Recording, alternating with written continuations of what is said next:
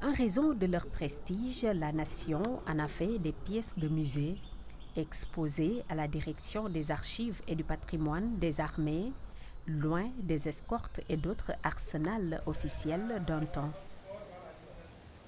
La limousine que nous avons devant nous est la troisième du genre. Il y en a eu deux qui ont après été échangés en 1981 avec Mercedes pour procurer ce véhicule au président Senghor. Celui-là, la caractéristique, c'est que c'est un véhicule blindé. Les vitres, tout est blindé. Celui-là, qui a été utilisé par le président Abdoulaye Wade jusqu'à sa dernière campagne de 2012, mais réalisé avec le président Abdou Diouf. Le véhicule qu'on avait réservé au président Senghor. Quand il a quitté le pouvoir, on avait réalisé ce véhicule pour qu'à chaque fois qu'il revenait au Sénégal, qu'il puisse s'en servir comme véhicule privé.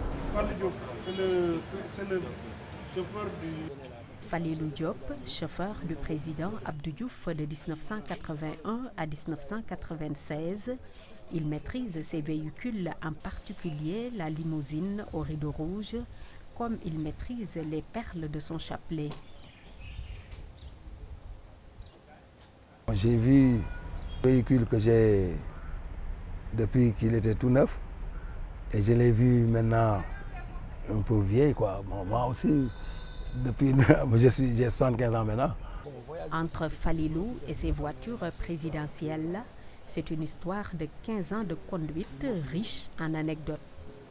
Une fois, je l'ai conduit à 230 à l'heure pour aller à Saint-Louis. C'était parce que le président Eyadema était là en visite officielle.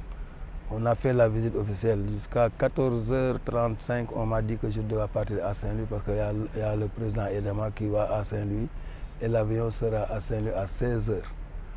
Bon, moi, j'ai pris la route pour aller. On avait formé deux cortèges. On avait dit à Djilimbay d'aller à l'aéroport à Saint-Louis avec ses voitures parce qu'on ne croit pas que je serai là-bas. Mais moi, je suis arrivé à 15h45 à Saint-Louis. À l'aéroport, j'étais là-bas à 15h45, Inch'Allah. Et le pire des souvenirs? Un jour, c'était le frein à main qui était collé. Bon, il y avait une chauffage il y avait de la fumée, on disait que la voiture est brûlée, bon, c'est calciné, le chauffeur est calciné là-dedans, mais c'était pas ça. Les années passent, le confort, les commodités et même le luxe de ces véhicules des anciens présidents de la République demeurent.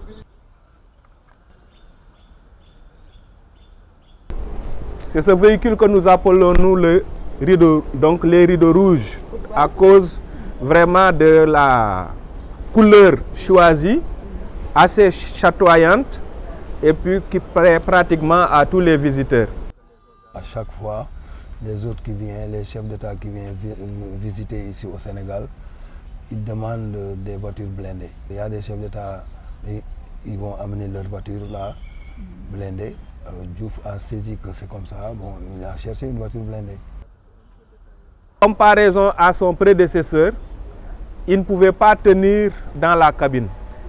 Et ils ont pensé réaliser un véhicule qui lui permettait d'être beaucoup plus en confort. C'est pourquoi donc, ce véhicule a été réalisé pour le président de la République, M. Abdou Diouf. Quid de l'entretien de ce patrimoine? De façon périodique, nous mettons les moteurs en marche, nous nous occupons de l'entretien et je pense que c'est ça qui est un peu extraordinaire dans la gestion de ces véhicules au niveau du musée des armées. On attend une période où la circulation est assez dégagée, généralement même peut-être de nuit, ou en tout cas un jour où il n'y a pas beaucoup de circulation, un jour férié, où on prend le véhicule, on le fait faire un tour pour permettre aussi à tout ce qui est organes, pneumatiques, etc., de pouvoir rouler. Ces voitures mythiques que peu de gens avaient la possibilité d'approcher sont désormais à la portée de tout le monde. Maintenues dans de meilleures conditions de conservation, elles pourraient pendant longtemps marquer les esprits.